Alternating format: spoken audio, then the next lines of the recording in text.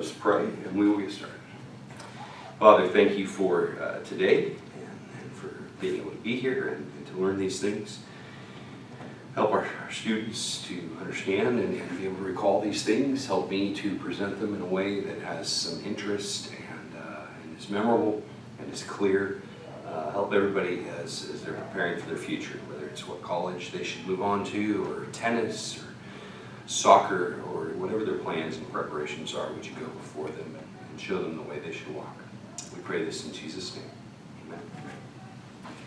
All right. So we got to finish kind of one section and start another and watch some cool videos in between. And as I was telling you, watch a guy explain something because he does it better than I will. So there's that. Well, enthalpy of vaporization. Did we do this? We did. Okay. All right. Okay. Melting and freezing.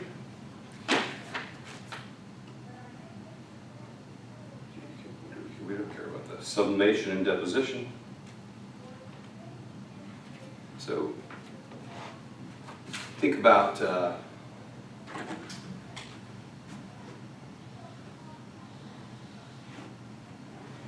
is a good one. This is probably not the way I should do this. Let's do it this way.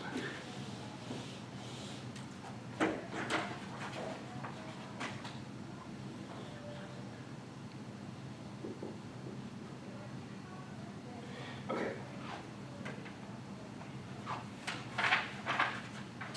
So you think about something that's a solid. Okay. And then at some point it's going to become a liquid.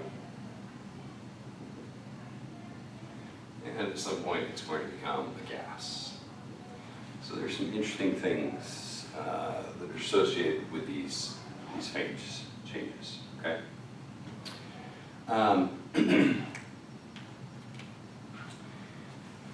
As we move from a solid to a liquid, right, there's a certain amount of energy that's required, right? And as I move from a liquid to a gas, there's another amount of energy that's required. So this is well, I shouldn't be doing delta H, I should be doing delta H. Sorry, let me change that.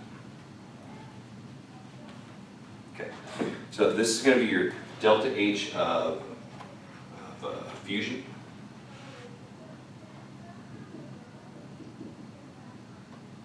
So it's the amount of energy that it takes to move all the molecules in a solid into the liquid phase, right? So we're going to move from a regular repeating arrangement, typically crystalline, some form of crystalline structure pattern, into something that's amorphous and the particles are free to move within the container and to fill up that shape, right? And so we've got to begin breaking certain bonds and certain intermolecular forces, and that requires a certain amount of change in enthalpy.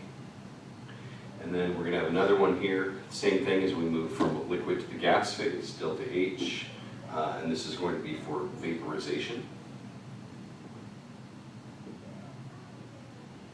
Right, so this is simply melting, and then this is, of course, vaporizing. This is fusion, this is vaporizing. There are certain materials that at given pressures, we'll see that coming up, they skip this step. They go straight from one to the other. For instance, carbon dioxide. At room temperature, we skip the liquid phase. Okay, so this is our sublimation.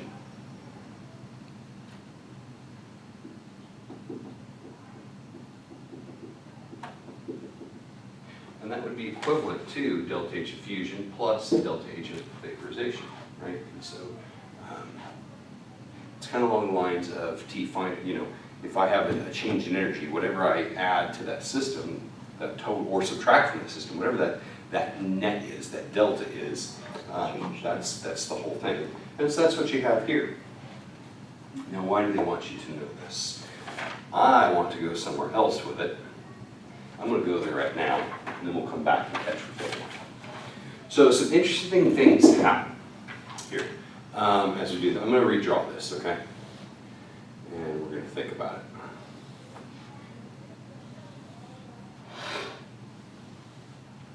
Okay. So while a solid is heating up, right, it will change temperature, right? There will be a curve based on the amount of energy that we put in, etc., right? And so it will rise.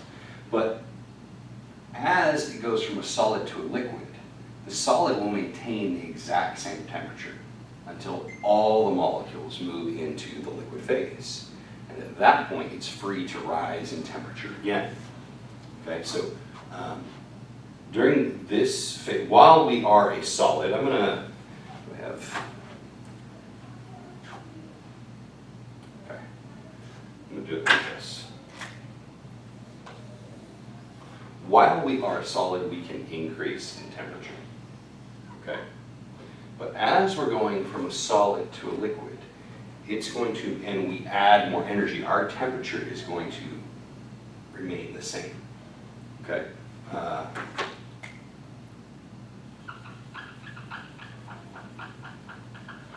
Once all of those molecules are now moving freely, and so we're now a liquid, then we are free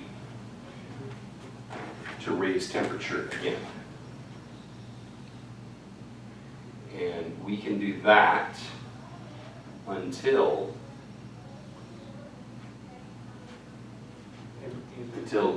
we begin moving at a given pressure until we're ready to vaporize and to go from a liquid to a gas, at which point, again, the liquid will maintain the exact same temperature until all of those particles are now in the gas phase, at which point we are free to rise temperature again ad infinitum, right?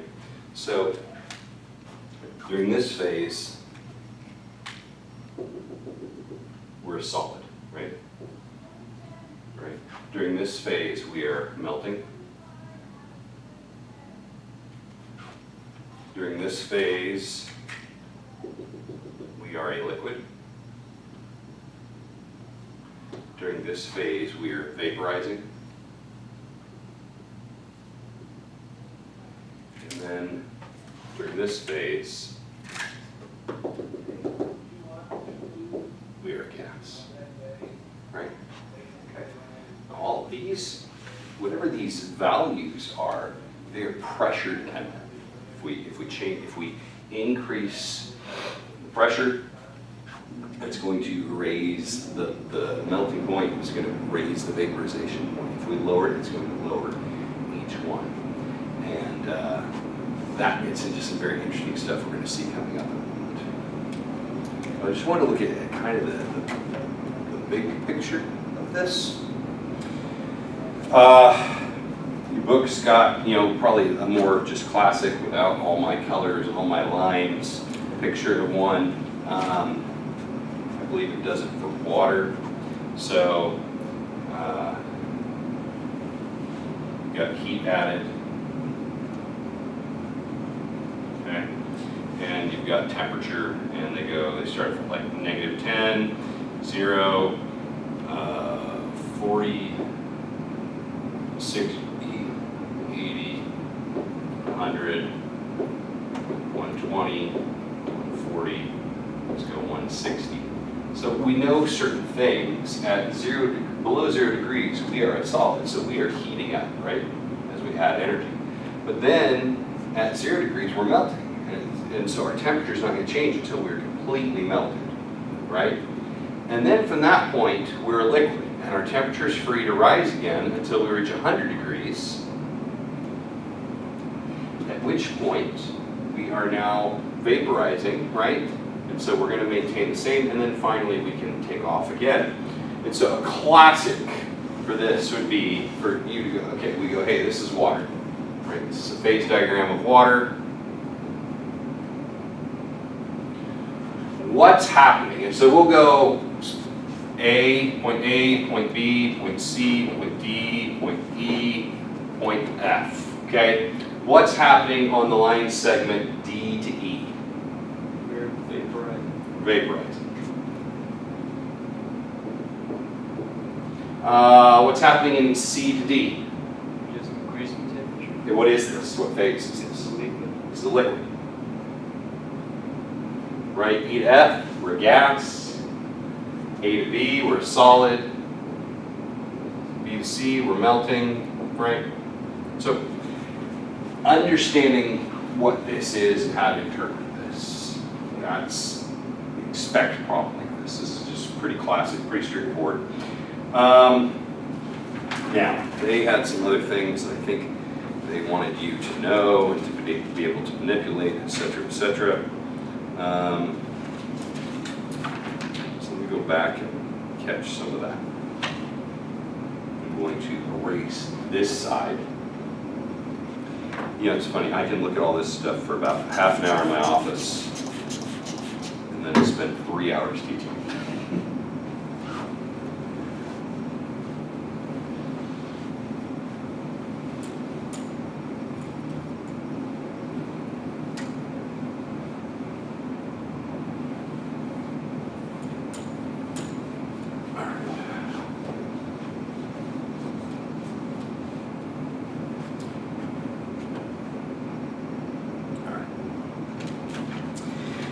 The amount of heat required to change 1 mole of a substance from the solid state to the liquid state is the enthalpy of fusion.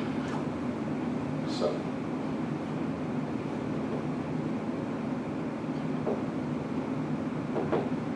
is the amount of heat required to change 1 mole of a substance from a solid state to a liquid state.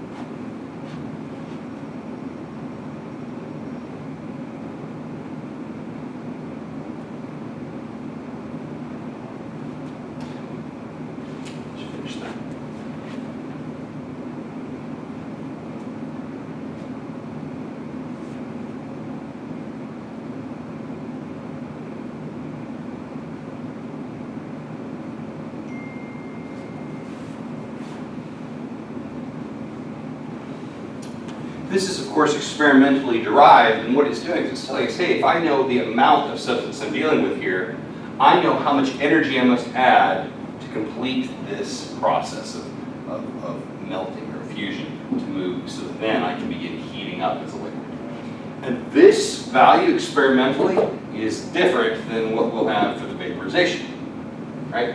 This becomes important when we want to look at, okay, if I have a given amount of water, and I want to consider I start at this temperature as a solid, how much heat or how much energy do I have to add to get it to a gas at some other temperature? Well, there's going to be a series of things. I can calculate what it needs to do to heat up as a solid, what it needs to do to melt, what it needs to do to heat up as a liquid, what it needs to do to vaporize, and what it needs to do as a gas.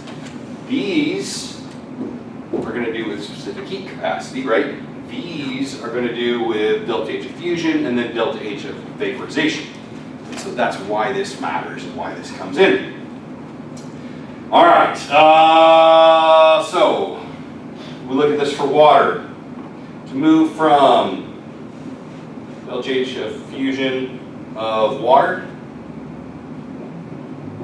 of course this is going to be different for every single material, is 6.01 kilojoules per mole. Okay. So for instance, let's just make up a problem. If I've got 93 grams of H2O at 0 degrees centigrade, how much energy do I have to convert that all into a liquid?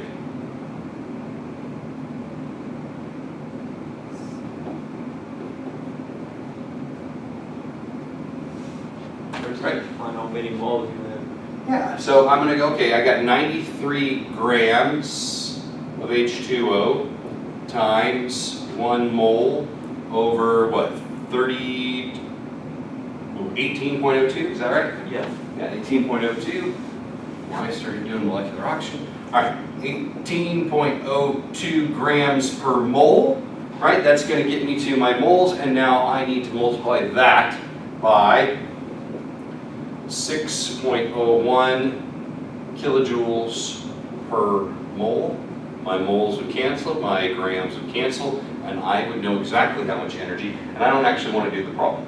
I just want to show you that this is what we do. This is easy, but we're going to put together, and it's still going to stay easy, but we're going to put together a sequence of steps coming up, right? All right, and of course it would be the opposite sign if I wanted to go from, this is going to be negative, right, because I'm having to add energy.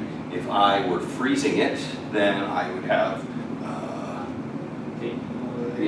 change sign, but it'd be the same process. Okay. Some solids can transition directly into the gaseous state. That's called sublimation and deposition. Deposition is going directly from the gas to the solid phase. We already know about this. We're not worried about this. It's not complicated. Like vaporization, the process of sublimation requires an input of energy to overcome intermolecular attractions. The enthalpy of sublimation is the energy required to convert 1 mole of a substance from the solid to the gaseous state, right? So, I'm going to write this equation up here. This axiom up here.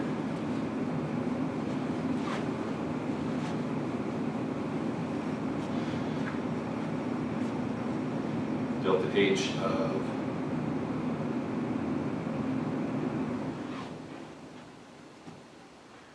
it's the energy required to convert 1 mole of substance from the solid to the gaseous state.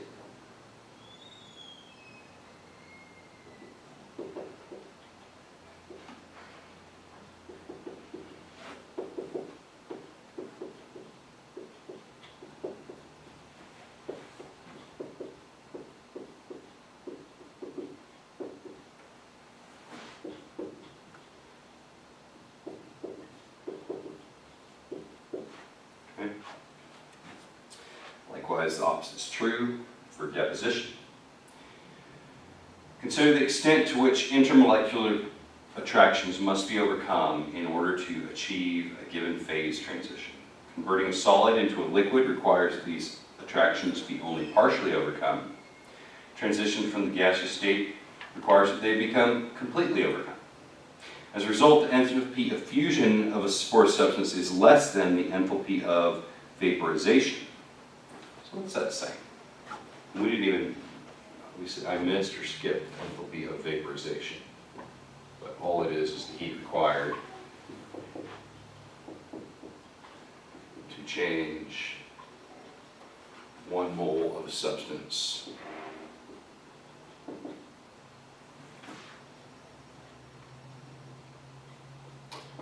from the liquid to gas phase, right? So what they were emphasizing here is that this has to overcome some intermolecular forces.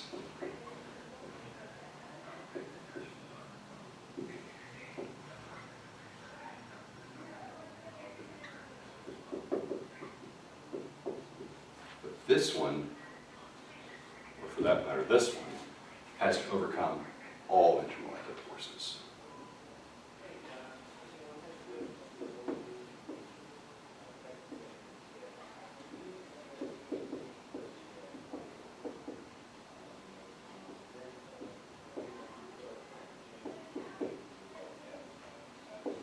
Okay, and so this requires less energy than this, right? So delta H of 8, essentially our truth would be that delta H of vaporization is always going to be greater than the delta H of fusion. Okay. though not entirely, same logic can be used to derive an approximate relation between the enthalpies of all phase changes for a given substance.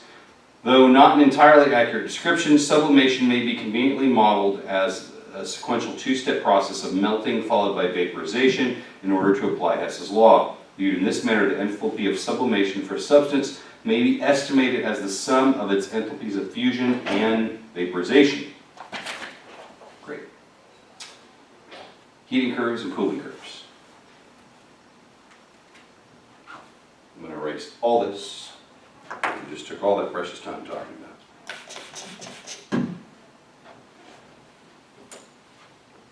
But it's fairly self-evident.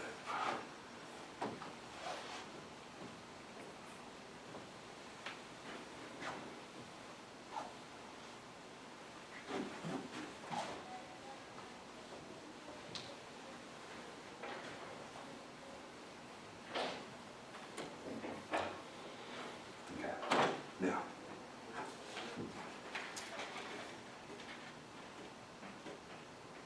the relation between the amount of heat absorbed or released by substance Q and its accompanying temperature change, delta T, was introduced. So, we had Q equals mc delta T. All right, so what were these things, right? Q is the amount of heat released or absorbed.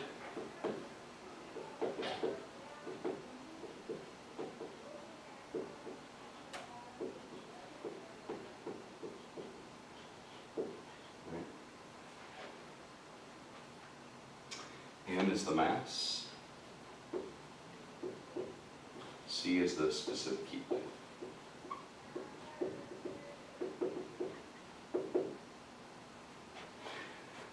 All right.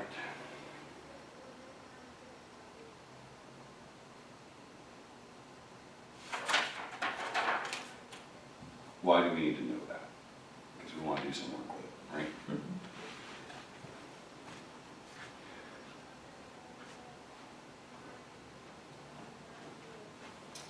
Okay, so what gives us the following problem?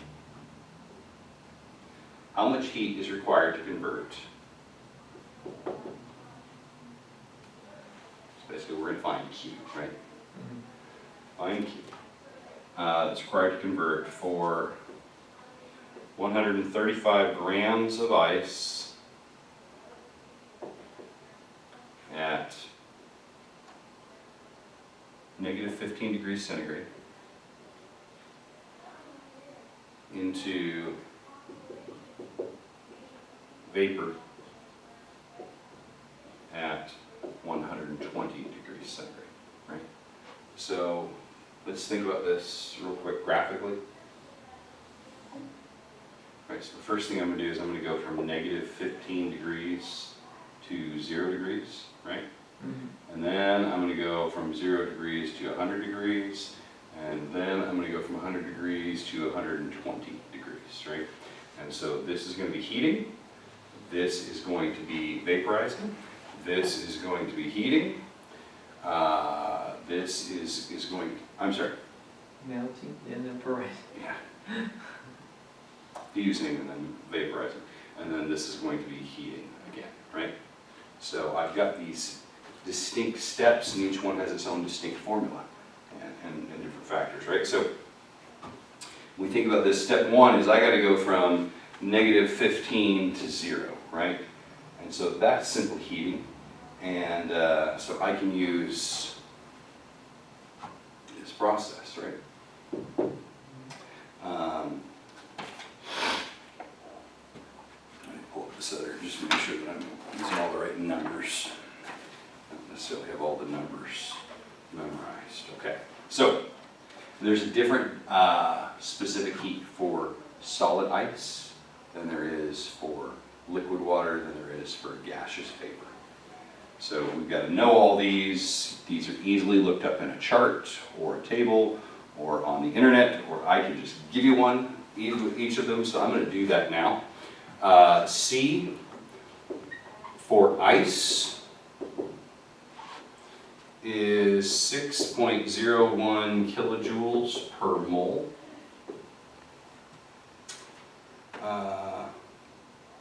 gave you the wrong thing, didn't I? I gave you the wrong thing.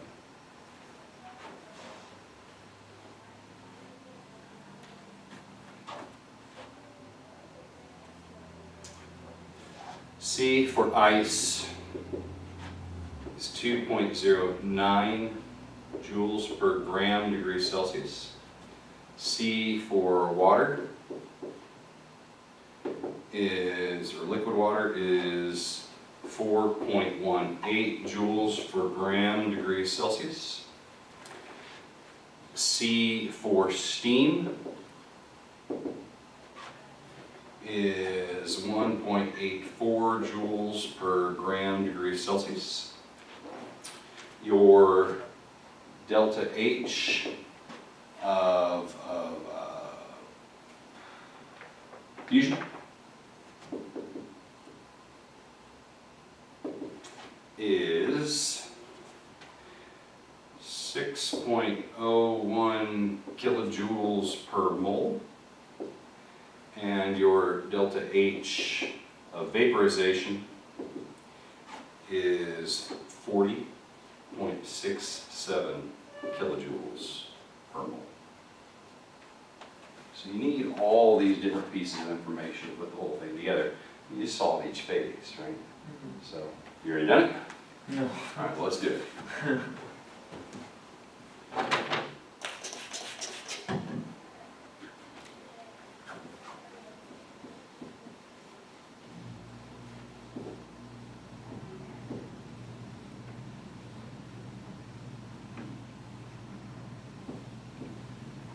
Okay, so I've got 135 grams, right? And I need to use my formula, Q equals MC delta T. So I've got my mass times my C, which is going to be 2.09 joules per gram degree Celsius. Okay.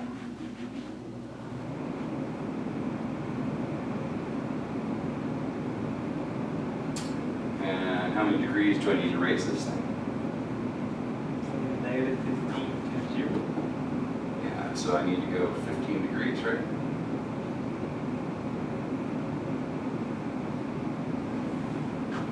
So that'll give me the Q for my solid. That'll tell me how many joules it's going to take to heat this up. We know that I need my sign to be negative, right? It's going to be an input of energy.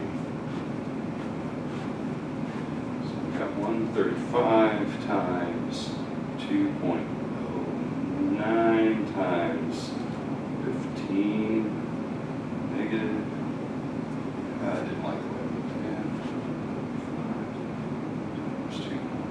5 times 2.09 times 15 equals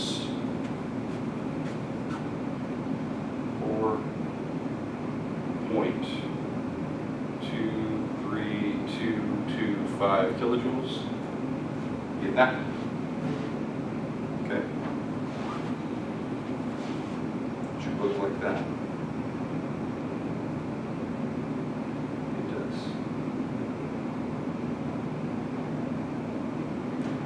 I don't care about the sign. The sign's not going to matter. We're just looking for a total. Okay. Now, next step, we're gonna be doing our fusing. So, for this, I need this formula. I've got kilojoules per mole, so I've got to get to moles. So I've got 135 grams times, it's water, so it's going to be 1 mole is 18.02 grams, right? Times my delta H, which is in kilojoules per mole. So I want to go 6.01 kilojoules per mole. So I can do that math, right?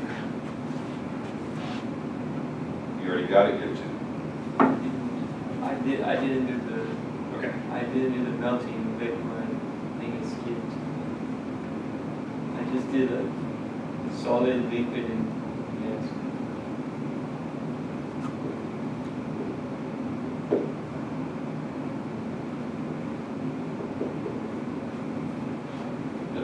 Double check my math, would you?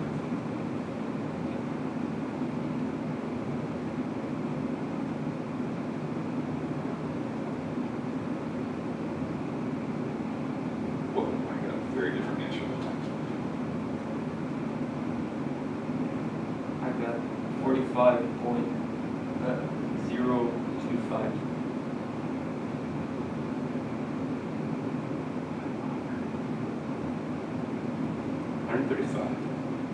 Times 6.01 divided by 18.02. I must be missing a button.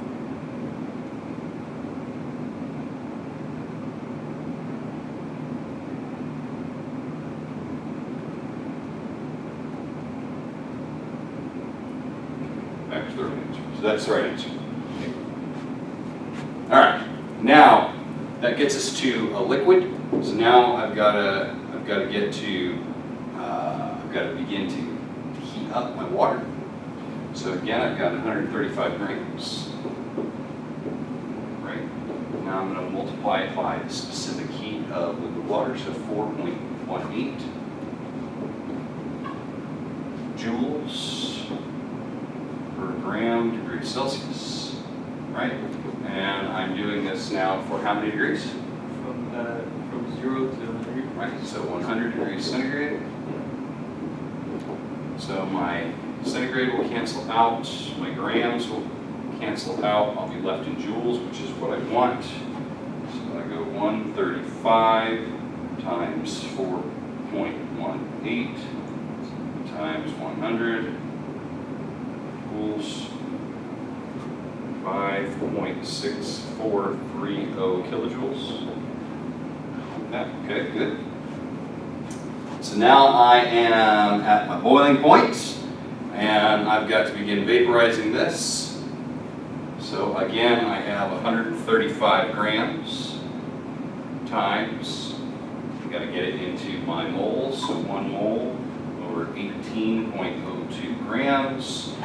Now I need to do my delta H of vaporization, which is 40.67 kilojoules per mole.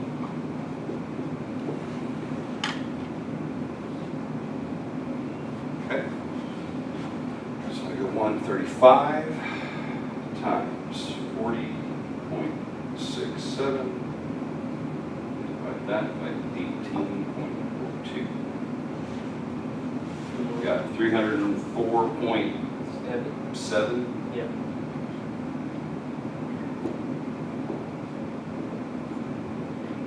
Okay. And then my last step, I've got to heat up that steam. And so I'm going to go back to this. I've got 135 grams times my C, 1.84. That's joules per gram degree Celsius, right? And in this case, I'm going from 100 to 135, so this is 35 degrees C. That is to 120. Is that right? Yeah, it's into vapor at 120. Oh my goodness. Yeah. Thank you. So it's Okay. Minus 20. All right. Time. Okay. Where was I at here? It's you put it 35 is 20. Should be 20. Okay. Thank you. Fine way to get the wrong answer. All right. So we have 135 times 1.84 times 20. 4.968 kilojoules. Just add everything.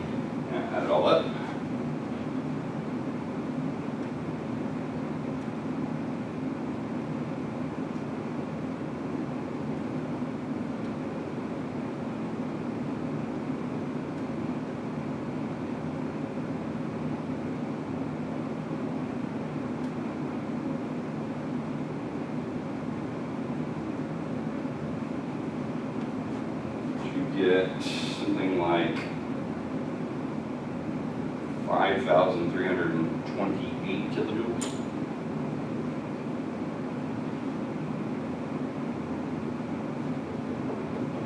Is that even a reasonable number? It's not a reasonable number. I got 375.9, so 376 kilojoules. 4.2 plus 45 plus 5.6 plus 304.7 plus 5, 364 and a half, is that ballpark? Yeah, I got 375.9. Okay, what is the correct answer here?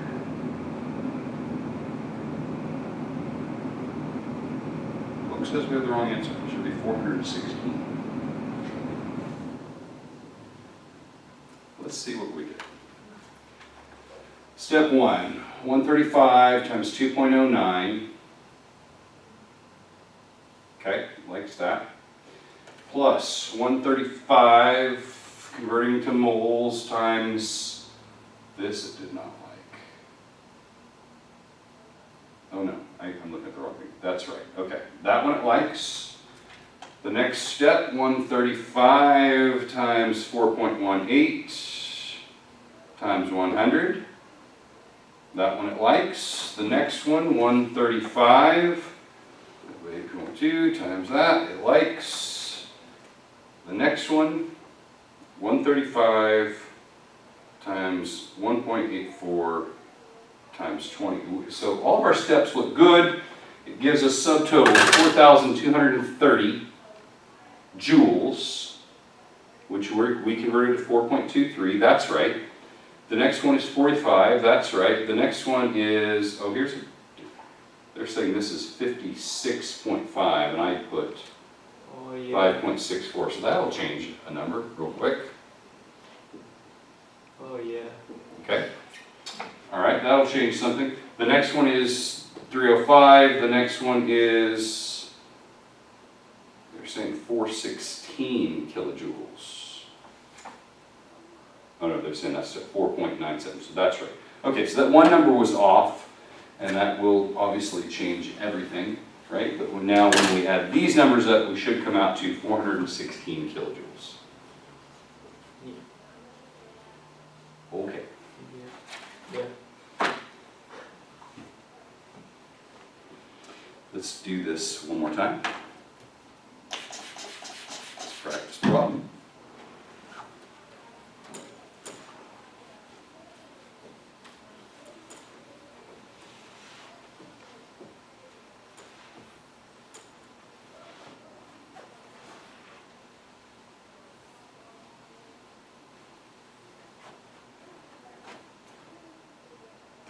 Okay.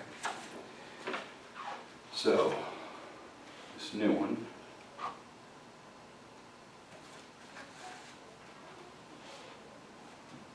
.94 grams of water.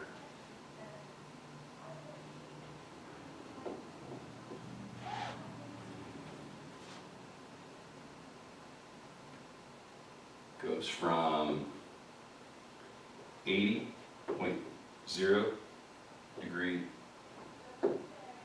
centigrade to negative 30 degrees centigrade. Right, so we do get to skip some steps, right? We have a couple of portions here. What's my first portion that I'm concerned with? Liquid. Liquid of 80 going down to 0, right? Yeah. Okay, then I've got my 0 to 0, and then I've got my 0 down to negative 30, right? Yeah. So here we're dealing with liquid, here we are dealing with our delta H of fusion, and here we are dealing with solid. Mm. Okay. So we can take these step by step, not too hard.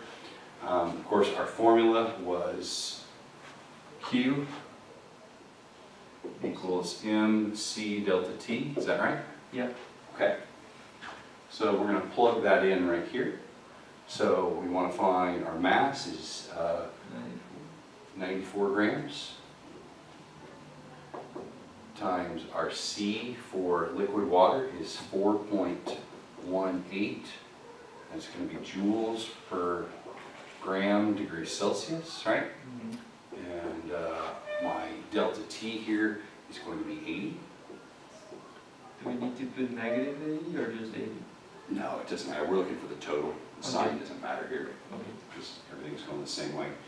Now, over here, I've got 94 grams, right? And I need to convert that into moles. So I'm going to go 1 mole over 18.02 grams, right? And now I need to multiply that by my my heat of fusion, right? So 6.01 kilojoules per mole. Okay, and then finally you come back down here, and again I've got 94 grams. My specific heat for solid gas, or I'm sorry, for solid water. Ice is going to be 2.09 joules per gram degrees Celsius. And I am doing this for a total change of 30 degrees, right?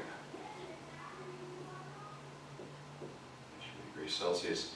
And now, if I take each of these parts, do the math correctly, write the numbers down correctly, add them up correctly, and we'll get a correct answer.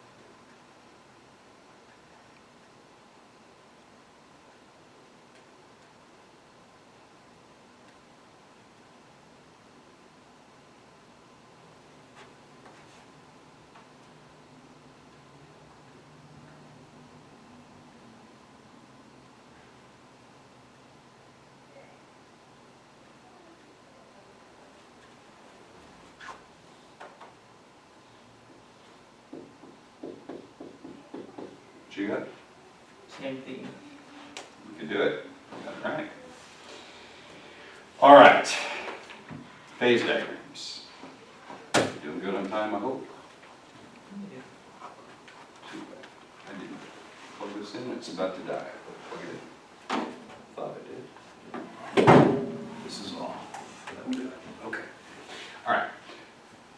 Phase diagrams are great. They're not hard, but having somebody else draw it and do a few things is going to be a lot easier than the time it's going to take me to fix. So we're going to just watch this, and it's going to be good. And we'll, if we're willing, we'll see some stuff about triple points and about, yeah, it's pretty. There's some neat stuff that happens here. And again, it's just easier to show it on a video than it is on anything I can do.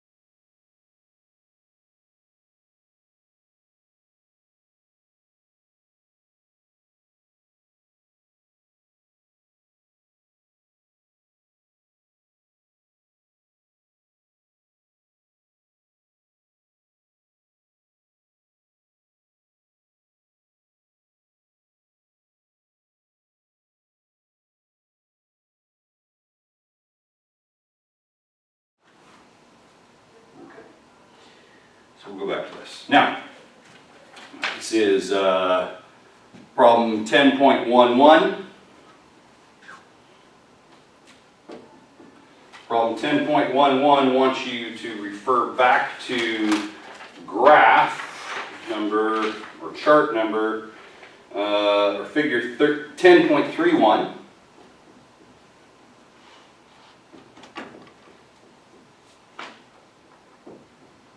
Okay. So, which is a phase diagram of water. Okay. So the problem says this. It's giving you A through F, A, B, C, D, E, F. Real quick, phase diagrams. What's on the x-axis? Ah, you cheated. Temperature. Right. On the y-axis, pressure. Okay. So we're going to have these two variables for everything, right? So our temperatures are going to be negative 10, 25, 50, 80, negative 10, and 50. Okay? And then our pressures are going to be 50 kilopascals, 90 kilopascals, 40 kilopascals, 5 kilopascals, 0.3 kilopascals, and 0.3 kilopascals. Now it says, using the phase diagram given in figure 10.31, determine the state of water at the following temperatures and pressures. So you got to go back to that diagram.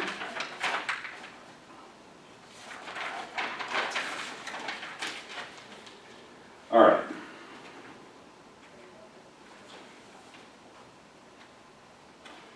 First one is negative 10 degrees centigrade. So our triple point for water would appear to be at about 0.01 degrees centigrade, right? So just a fraction above freezing at standard temperature and pressure. You're looking for 50 kilopascal here. Let me draw this, because I think we need it.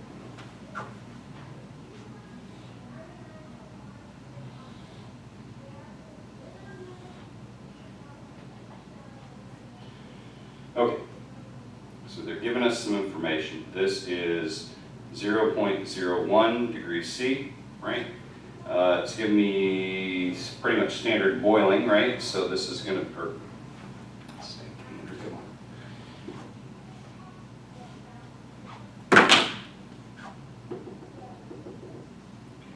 this is 100 degrees C. A triple point occurs at 374 degrees C. This would appear to be logarithmic then. This makes no sense the way they have this. Critical point is also at 22,089 kilopascals, and this triple point is at 0.6 kilopascals, and our boiling point is going to be at 101 kilopascals. Okay, so that's the information that they give us as far as the chart. Now we're just looking for this, right? So we're somewhere over here, and we're at 50 kilopascals. So we're somewhere about here, and so what phase are we in here? Solid.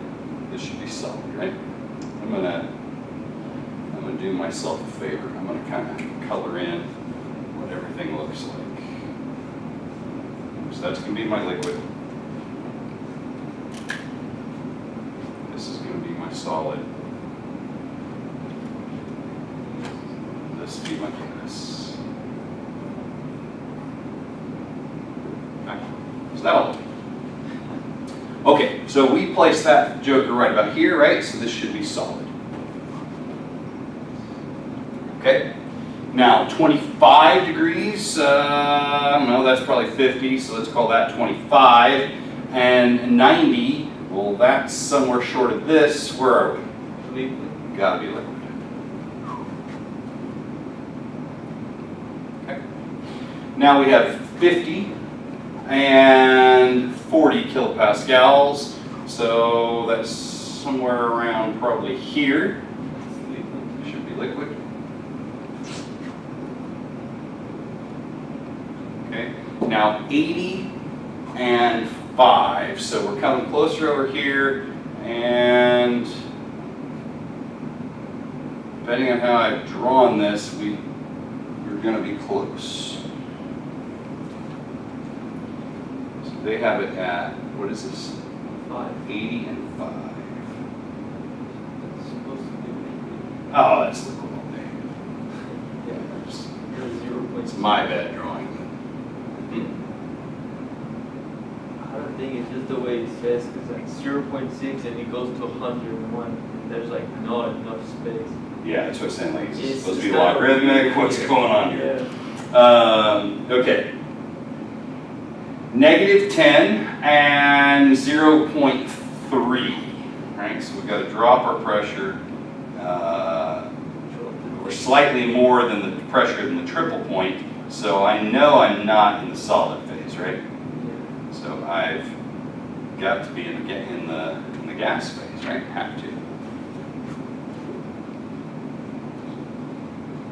And then 50 and 0.3.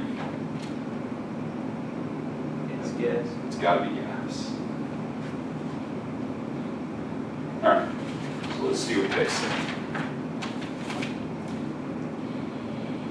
Solid, liquid, liquid. Good. They say D is a gas. Let's go examine that in a minute. E they're saying is a solid. And F they're saying is a gas. So let's evaluate our D and our E then. I felt pretty good about where we're at. First of all, let's make sure I'm giving the right numbers.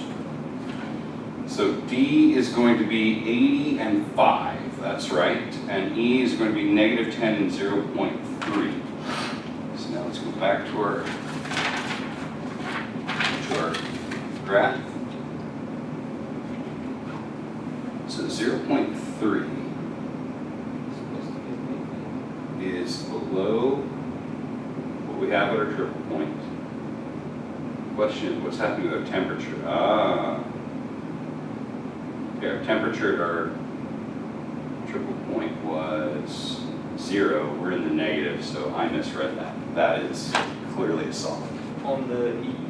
On E. Oh, I'm sorry. On E. Yes, on E. Well, Right. E looks like it's liquid. Well, so here's the thing. This is, they're saying we're 0.3 kilopascals, right? So we're going to be below this line, Yeah. but then they're saying we are -10 degrees, so we're moving this way. Oh, So we're going to be somewhere like here. so, Yeah, that's definitely a solid.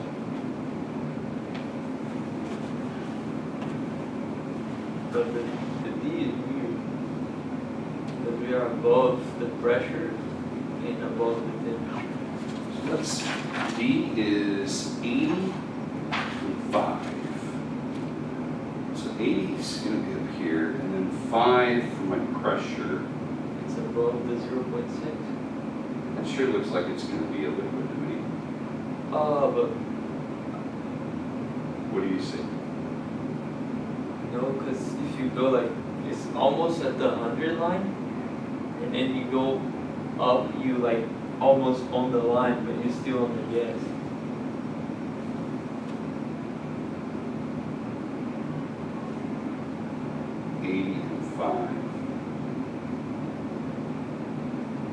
I'm putting my 80 with my pressure, not the temperature. That's my problem. So 80 moves me over to the right. This is weird because And it goes from 0.6 That's to right. 100. That's right. So 80 is going to put me somewhere over here, right? And 5 is Somewhere in this general range. And now when I go 5, I'm just barely above this, and so I'm probably about here, which is gonna put me in the gas phase. This is the 0.6, like you say 5 is 0.6, it looks like it's way above. If you go above the line, you probably have like 80 kilopascal. Let's do another problem. See what we get.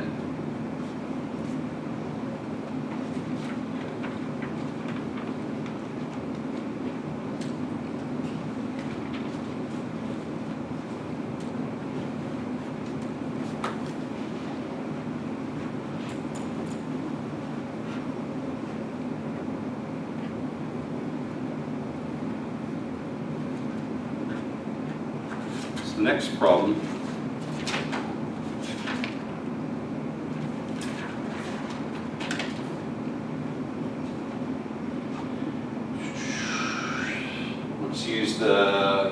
so this is example, oh, I'm sorry.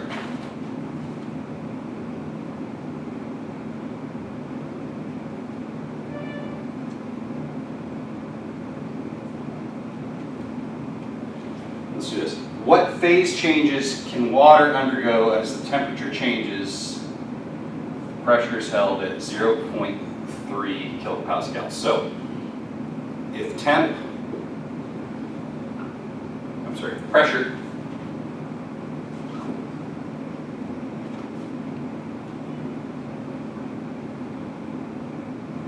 equals 0.3 kilopascals, or if pressure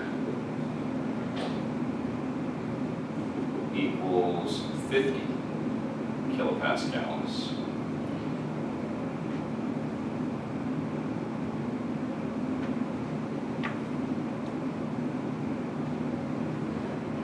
What phase changes can water undergo as the temperature changes if the pressure is held?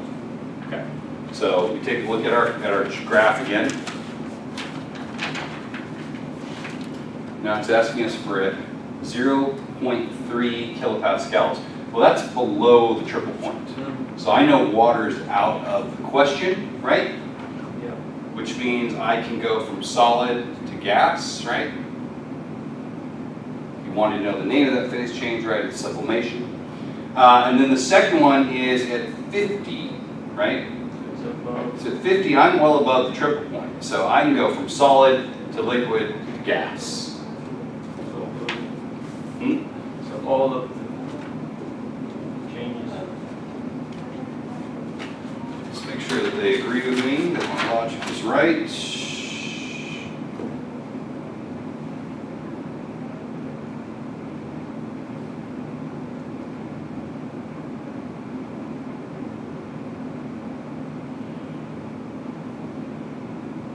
They wrote it, they talk about it funny, but it's the same answer. I don't know. How much time do we have? I got 1 minute. Okay, we're not getting there. We're going to do phase change diagrams for carbon dioxide to start.